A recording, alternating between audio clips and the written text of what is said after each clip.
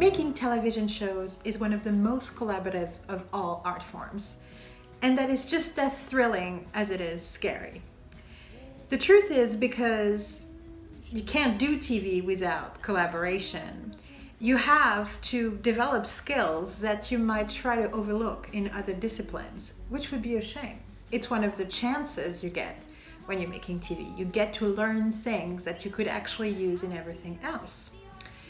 But the reason collaboration can be so scary is because it's so much more than just about the work. Collaboration is really about the humans doing the collaborating. And that is a big subject, and that's why I want to talk about it before we do any kind of serious writing. So let's get into it. This is Let's Make Great TV Chapter 4, The Wonders and Pitfalls of Collaboration. This fourth video is really a sister video to the third chapter on creativity. I believe we're going to talk a lot about how collaboration, a successful collaboration, is about maintaining that creativity with others. So we talked a lot about how to create and to maintain this sense of safety and rawness and honesty. In the third video, in this one, it's about how you take it one step further when suddenly other people are involved, which happens really quickly in television. I announced this video in the chapter before by calling it a video on communication. And that's how it started. But then I had to face fact that communication was just really just the tip of the iceberg, and we really needed to talk about the larger theme of collaboration and why it's scary, what it's really, really necessary, and how to handle it on a personal level. This is really a video about TV making, but I really do believe it applies to all kinds of other art forms, that no matter how solitary art may seem to be, there's always other people involved, and there should be.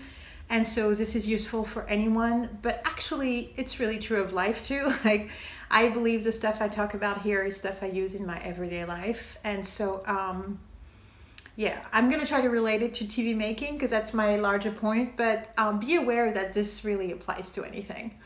So yeah, I decided once again to organize in 5 things. I'm going to call it the 5 tenets of collaboration, and I'm going to start with number 1. But you are what you love. Yes, I mean that. Needing others is a gift. So in TV, collaboration is ubiquitous. It starts from the get-go. You basically shouldn't write a script before getting someone interested in buying it. So in America, it will be a studio, or it will be a network. In Europe, it will be sometimes a production company, a different writer. I mean, people write pilot scripts on spec. They do.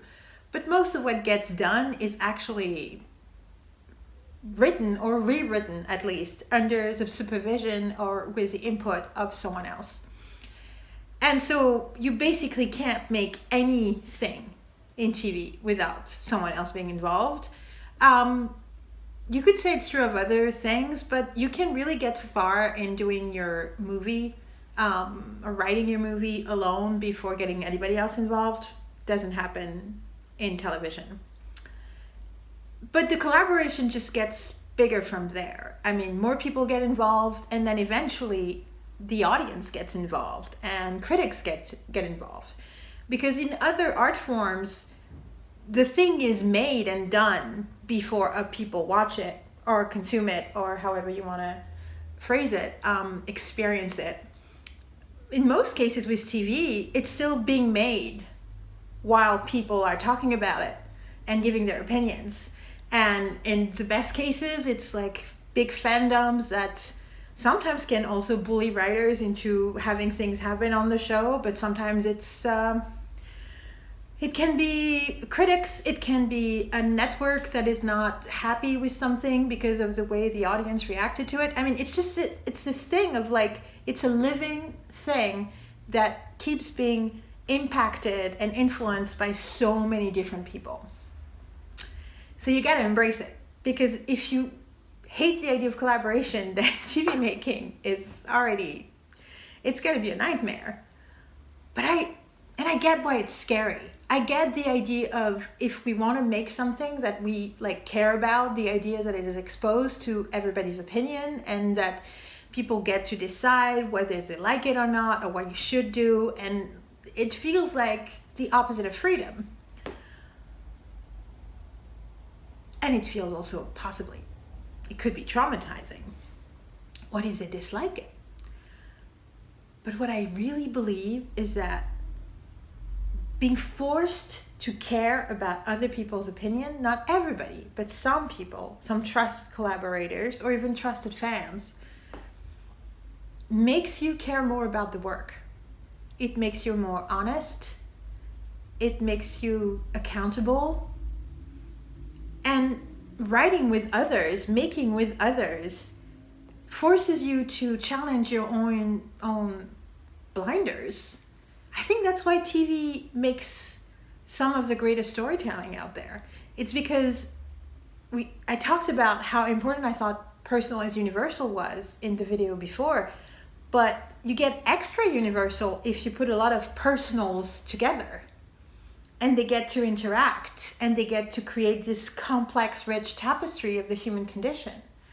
So yeah, needing others is a gift. That's why TV is so great, and that's what can make you a better writer. But you are what you love. Communication is about responsibility. Another title I had for this tenet was it is your responsibility to have a good collaborative relationship. Another one was, a collaborative relationship is a relationship first. It needs work.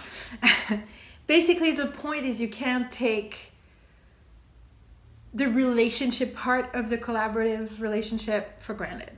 It's two humans or more, but always at the core is two humans interacting with their own specific stuff going on. And so we can't communicate without thinking through how we talk to each other, basically. This really applies to everything, but I really believe that's how partnerships die in the TV industry, when people try to work on project together and they're very good friends and they're so happy at first, and then eventually some issues arise and there's some pushback from production companies, and then suddenly they stop talking to each other. And I believe that it can be helped by learning to properly communicate. And so it starts with responsibility. Communication is not just expressing everything you're thinking or feeling. Communication means understanding what you're feeling and finding a proper way to convey it, and then listening. So I have 5 sort of steps to think through communication that I've literally developed in my family with my best friend when I was having arguments with my 19-year-old little brother, and I was trying to explain to him that he couldn't just complain all the time. I'm sure he doesn't watch this video, his videos, and he's not going to know I talked about him. But anyway, we were talking it through with my best friend and how to deal with that. And I kept saying communication is not an excuse to just say everything that's wrong for you. Communication is also about listening. After communication, there needs to come compassion. And then we were talking, and I'm like, maybe there's like 5 C's. And then my best friend said, it should start with consciousness. And so this is the 5 C's of how to think through an interaction. And so the first one is consciousness. You have to know what's going on with you. You have to know where you are. You have to know what you want, what your limits are. You have to be honest with yourself. That's where it starts, consciousness. Then comes communication, which means conveying information, being as clear as possible, as direct and non-passive aggressive as possible, basically giving the information that is needed for the other. And that means saying what you want, also saying what you're afraid of. It also means expressing boundaries, being like, I don't want that, this is not okay for me. It also means expressing appreciation and validation. Just give the information that you need to give. Then comes compassion. It's easy to just spew stuff out, but you have to be able to receive, and you have to be able to, when you receive, care for whatever the other person's going through. So compassion is really about, it's not like empathy. Empathy is the ability to feel what the other one's feeling. Compassion means you care about what the other one's feeling. Basically, it means putting yourself in the other one's shoes. Better than one shoe. So if you start with what is going on with me, this is the information I need to give, and then, okay, this is what it is for this other person. Then comes consideration. So I like that word because it's about taking stuff into consideration. So basically integrating all the information that came up in the first 3 steps and actually using it and applying it. And then comes circumspection. So this is really about taking some distance, taking a step back, drawing conclusions from what happened, thinking through the consequences. And those 5 steps help be sure that you know what you're saying and how you're saying it. And that is what I call responsibility. It means it's not because we're creatives, it's not because we're friends or we love each other, that everything that should be in our interaction should just be carefree or thought-free. Anybody else that is willing to get into a creative boat with us and willing to expose themselves and their own desires, ambitions, and creative works deserves the attention that we can give him to or her to their what they're saying, what they're feeling, what they're going through. And I really feel like these 5 steps work in an interaction, but they can also work in the way you think through an interaction ahead of time. It can also apply to an ongoing relationship. It can apply to conflict resolution as well. And it's really about the 5th step is really important, circumspection, because it's really about paying attention to what happened in the first 4 and learning from them. And that can mean if you set clear boundaries in your communication and they've not been respected, if you said, I don't want this, but I want that, and the person didn't hear you or didn't pay attention, well, there's a larger issue. Sometimes it means the larger issue is with you. Maybe you weren't clear enough. My point is, the responsibility is not just before the communication, it's also after. It's really about taking everything that you say to another person, that you hear from that other person, seriously. And I know it seems like for some people it seems like a drag, like, oh, we can't just talk, why can't we just be like chill or whatever. I'm not making fun of anybody in particular. But the truth is, if you want to be a thoughtful, respectful person, you actually need to think through everything you say and how you say it. And it's not that hard a job, and it will teach you so much about, like, honestly, if you want to be a writer, you need to know about human psychology, and this is the best way to figure it out.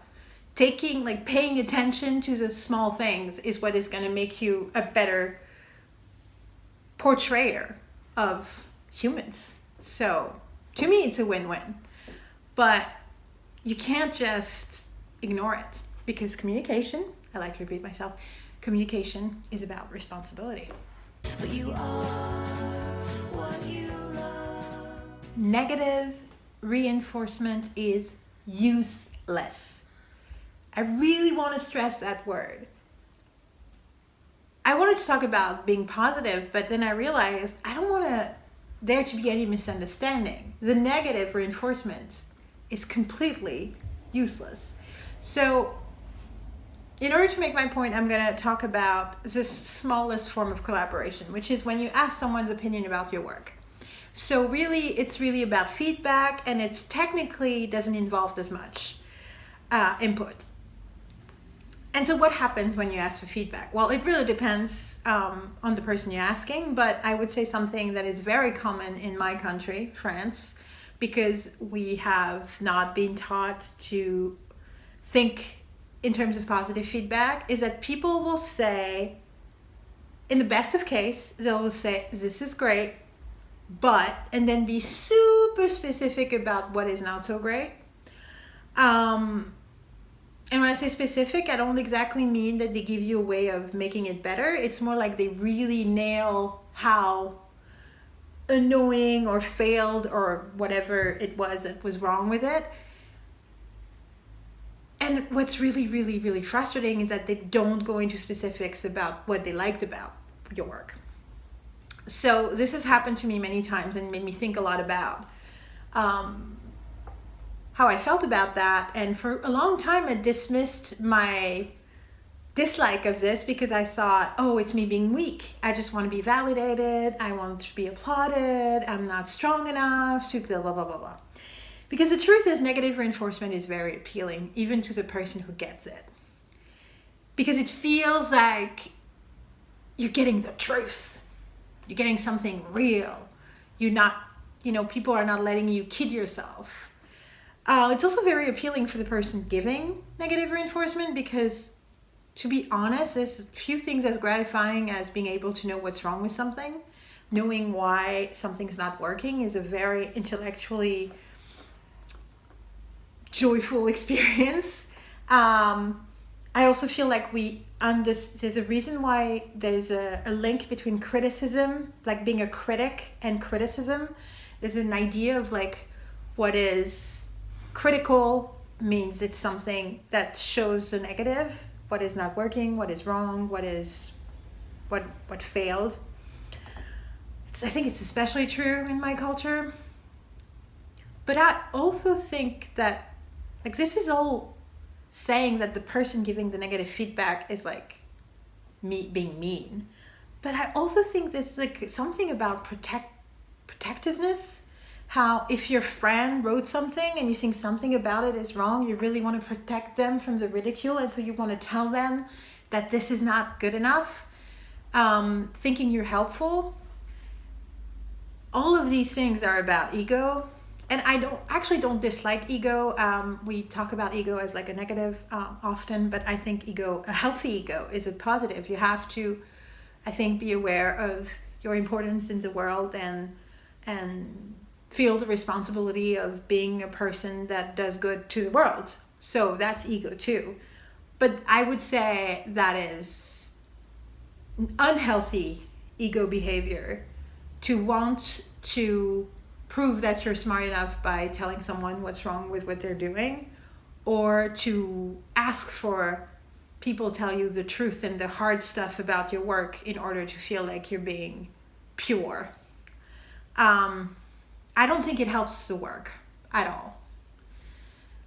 I really wanted to talk in details about those things, even though they're like negative examples, because they're so common and I'm sure you recognize them and you need to understand that they're not helping you.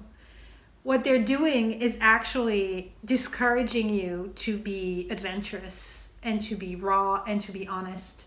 Because what comes out of you, the most original part of what comes out of you, is not going to come out in a way that makes sense to everyone.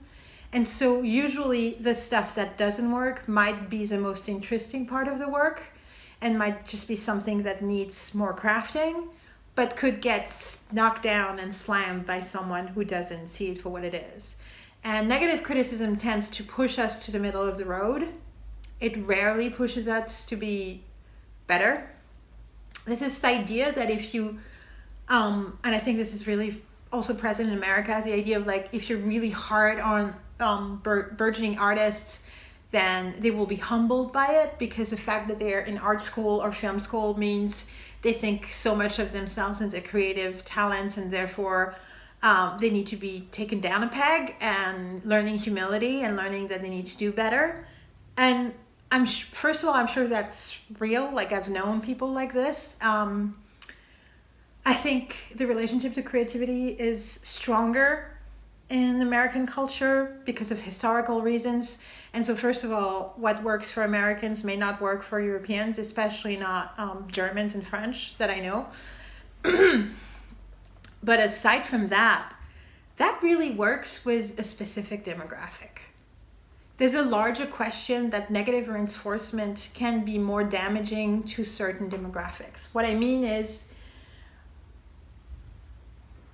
cis white men have been socialized to get a certain level of entitlement. And I know a lot of cis white men who don't feel that entitlement and are wonderful artists.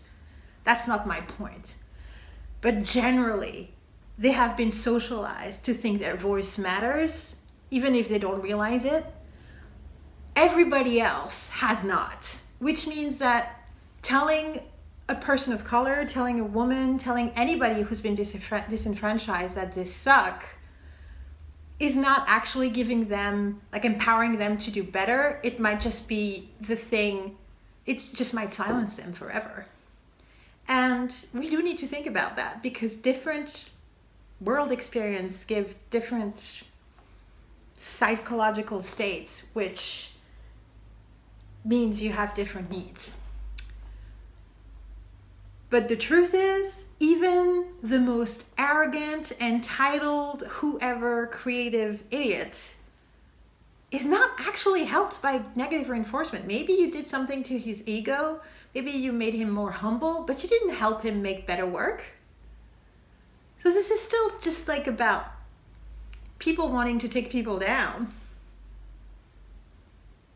or taking them down while thinking they're being helpful. As I was saying, sometimes we tend to want to silence the most original, strange part of the work of our friends because we're afraid it's gonna not look great for them. But negative reinforcement is just that, silencing things. And that's not helping anyone or anything.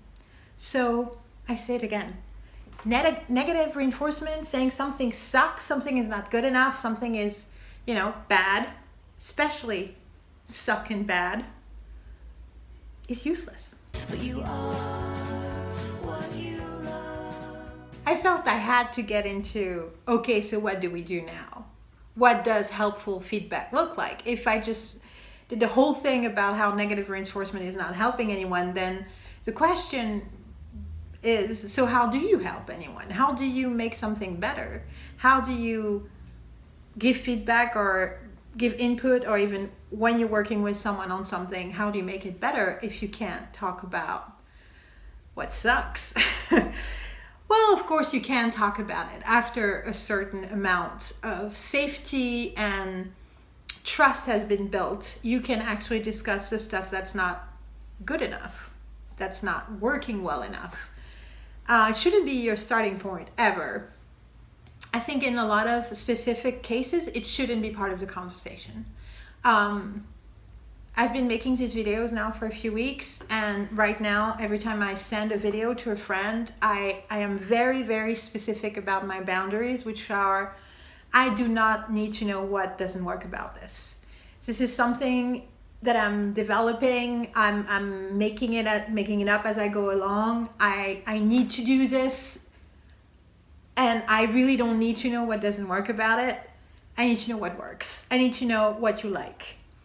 I do discuss with my closest team, with Marine and Carole, I do discuss the details of every video, of the content, of what book is anywhere, what I look like, the jewelry I wear.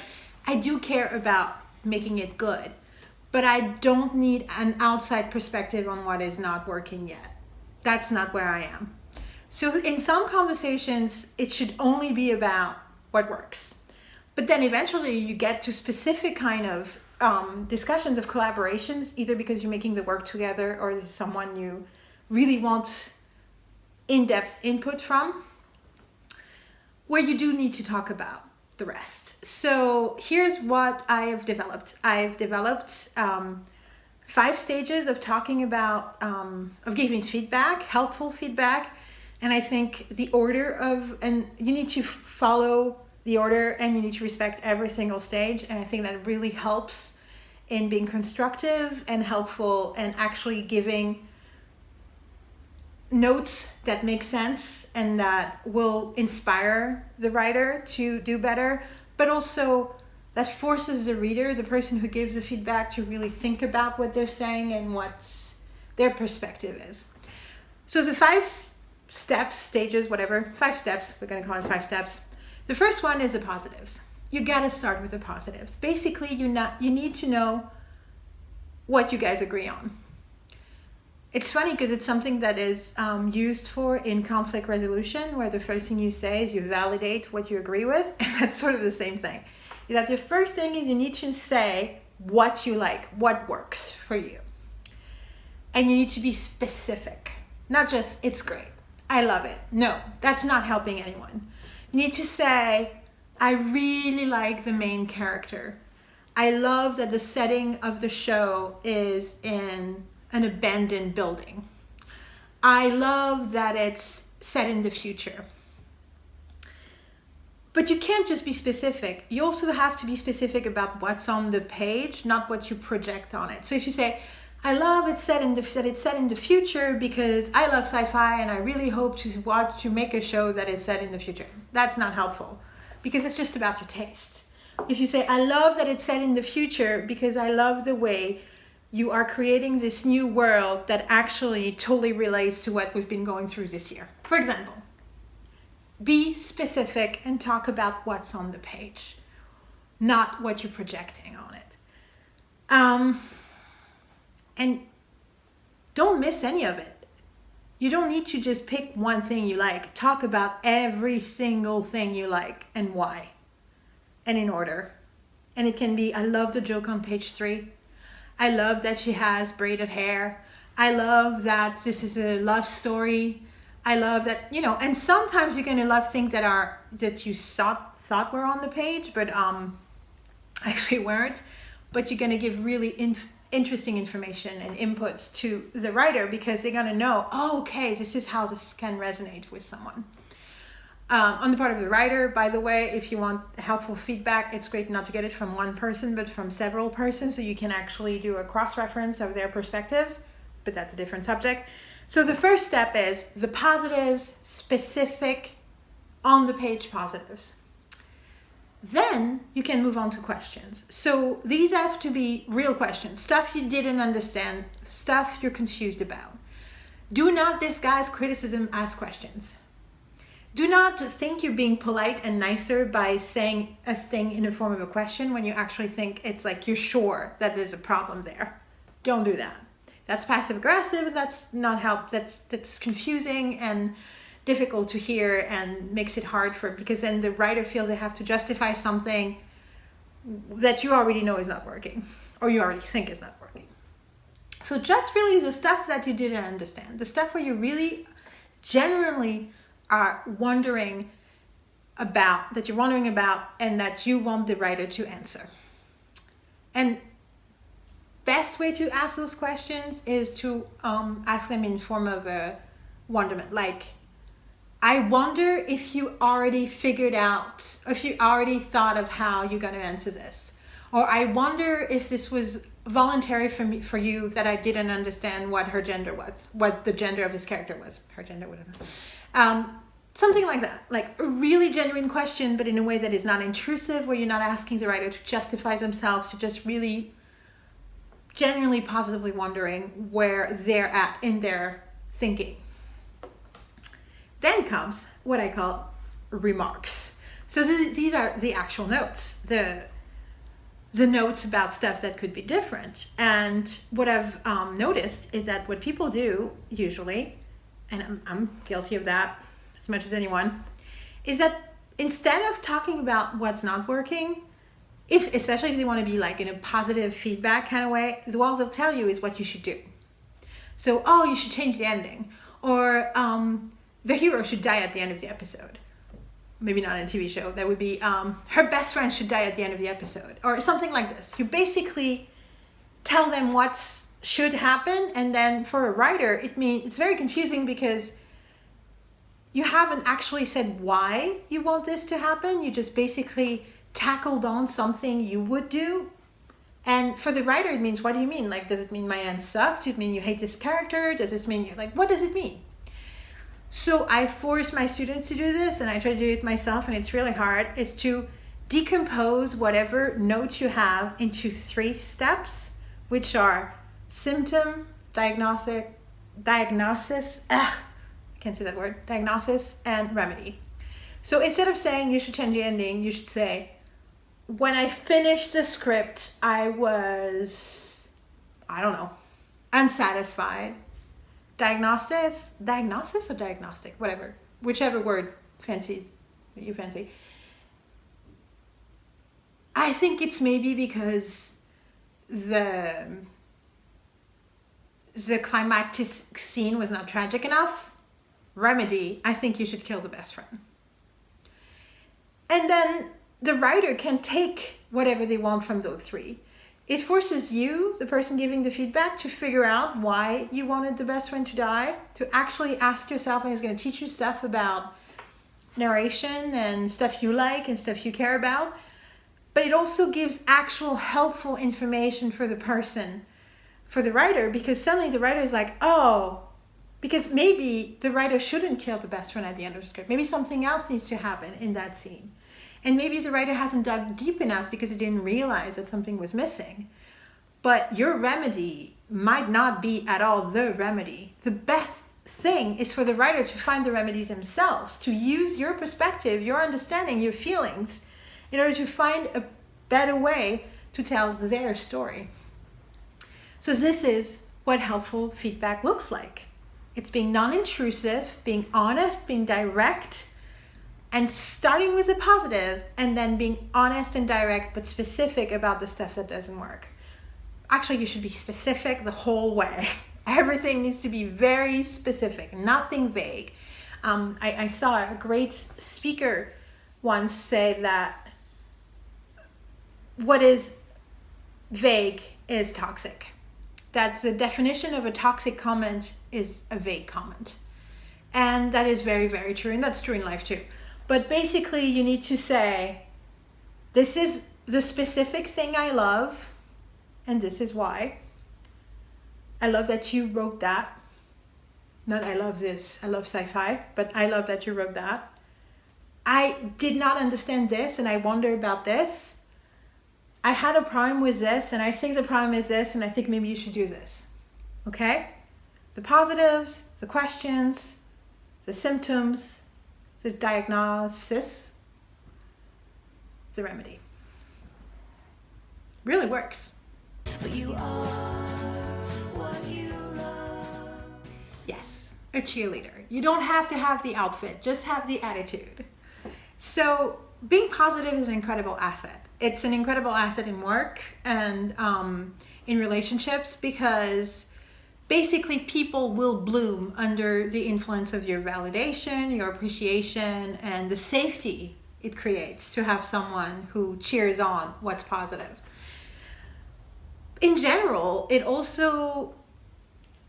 just makes you more open. So I believe the negative reinforcement thing I was talking about and the criticism we give each other, I think that's based on how we develop taste. I think part of developing taste as teenagers, especially like if you love film or if you love music, if you love TV shows, is to basically being able to sort through the stuff available and see, look, okay, no, that's great, but that's bad, that's bad, that's bad. And it's easier to learn how to detect what's bad instead of detecting what's good. And I think it links together with the thing that we distrust fandom, that we distrust enthusiastic responses. We just, if someone loves something, then we don't think their opinion of it is credible, which is insane if you think about it. But it's a really easy way we dismiss someone's opinion. Oh, you're just a fan. Like being a fan makes you intellectually inept. I don't believe that's true. I believe being a fan makes you an expert. And sometimes that expertise is blinded. Sometimes fandom is about worship. But sometimes fandom is just about very complex, detailed love.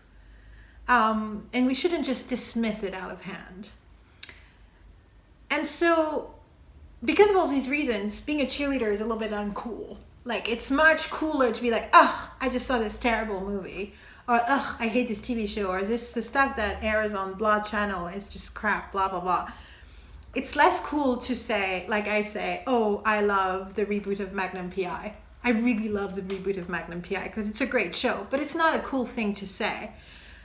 I have to explain it every time. But having spent years trying to be a cheerleader and really handling every song, every movie, every TV shows as an object that deserved my careful inspection and that deserved to be taken for what it was and what it looked like.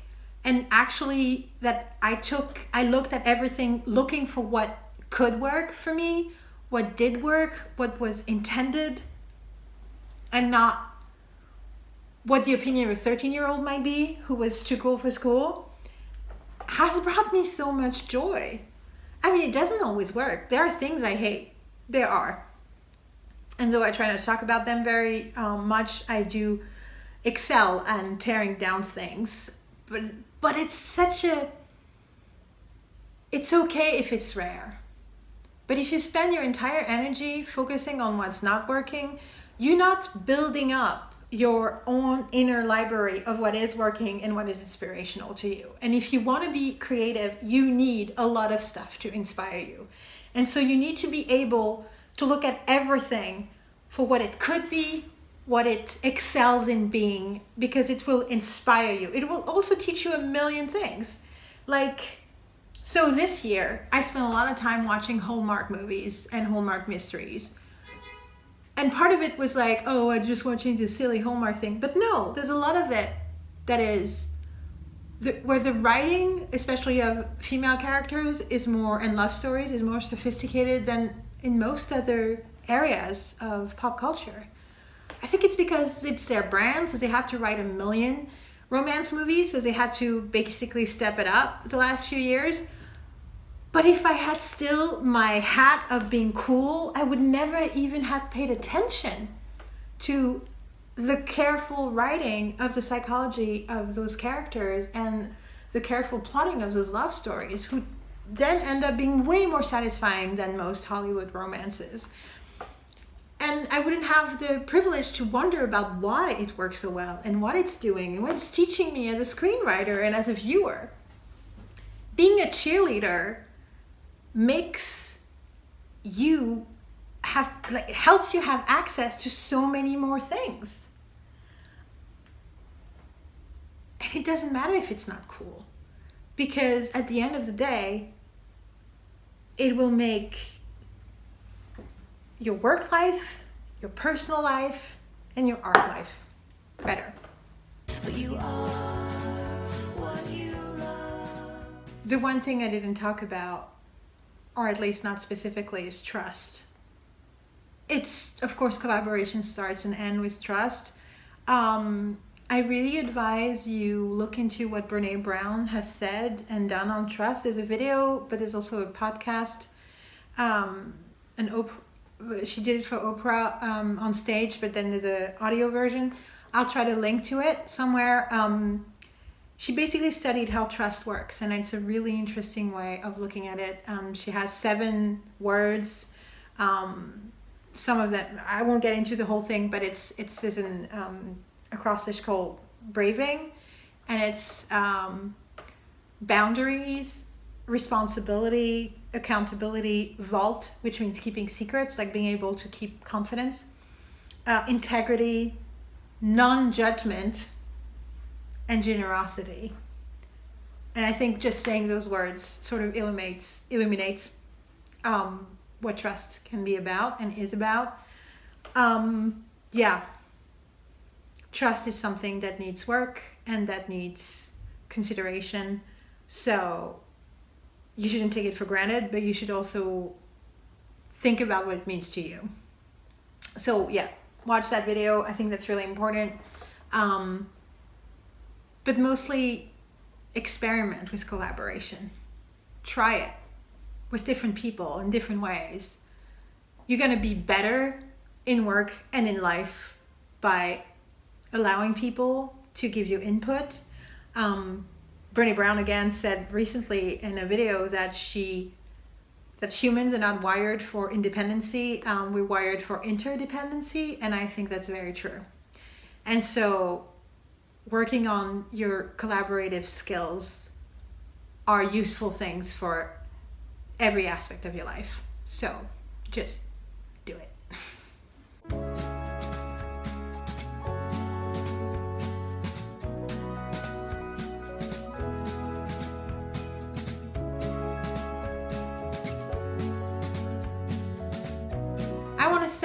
Marine and Carole for being such great collaborators and facilitators and supporters of me and my moods when I try to make those videos and work on the content and make me not have to worry about the technical stuff. I want to thank the few people who have also like given me feedback about the videos. I really care about this.